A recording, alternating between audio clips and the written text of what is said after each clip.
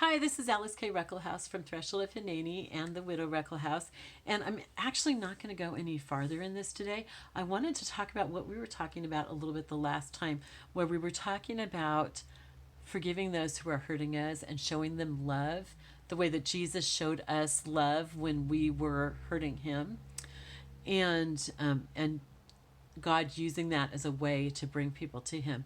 I just wanted to tell you one of my favorite stories that I learned in the last couple of years. And by story, I don't mean that it's false. This is a true story. And you can look, just look on the internet. You'll find the story all over the place, even on Wikipedia. Okay.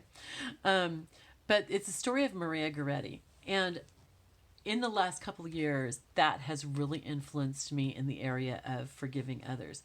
So what happened, I think she was 11 years old. Okay, this is just, a child. And her family was so poor after her father died that they had to actually share a house with another family. And these were Catholic families, so they had lots of children. Okay, it was a lot of people in that house. And her mother and the other children were out working in the field one day, and she had stayed home to take care of the baby. And as she was taking care of the baby, one son from the other family that was living with them, who I think was probably like 18 or 19 years old, he came and he tried to get her to have intimate relations with him. And she refused and tried to fight him off, and he stabbed her quite a few times. I think like more than a dozen times. And so then he ran off, of course. He was caught and put in jail. She was found and put in the hospital, but she died. And as she was on her deathbed, her priest came to see her, and she told him, "I forgive him, and I want to see him in heaven." While he was in prison after she died, she appeared to him, I think in a dream or something, and she gave him some flowers. I don't remember if they were lilies or roses or what, and they burnt up in his hands. And I think that she said she forgave him, but I'm not sure. Anyway, so because of that experience, he became a Christian, and he loved God, and he had a lot of remorse for what he had done. He was in prison for I think 26 years, and after he got out, he worked at a monastery. He wasn't a monk, but he worked there like the receptionist or gardener or something. Anyway, he asked her mother to forgive him also for killing her daughter. And she said, "If Maria forgave you, how could I not?" And she was with him.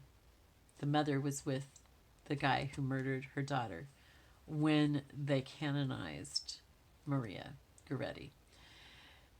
I just think that is such an inspirational story. Here's this 11-year-old, you guys, who was killed, stabbed repeatedly, and she forgave him and said she wanted to see him in heaven. And since hearing that story, that has inspired me so many times when someone has really, really hurt me, to say to them in my mind, not in person because I don't see those people. It's usually, I'm mostly dealing with that with people from the past, but these people who are really hurting me right now, they won't have anything to do with me, so I can't say this to them. But at least in my mind, in my heart, I say, "I forgive you and I want to see you in heaven." And sometimes when I first start saying it, actually probably all the time when I first start saying it, I want to mean it, but I can't. I don't mean it. I don't want to see them in heaven. I want them to be punished, and I don't love them. But every time that I think of them, I say that to them. And more I begin to mean it, to the point where the first person that I did this with was the man who raped me when I was in my early 20s. And, and I haven't seen him in many, many years. And so obviously I'm not saying this to him, but I am saying it to him. He just doesn't know it.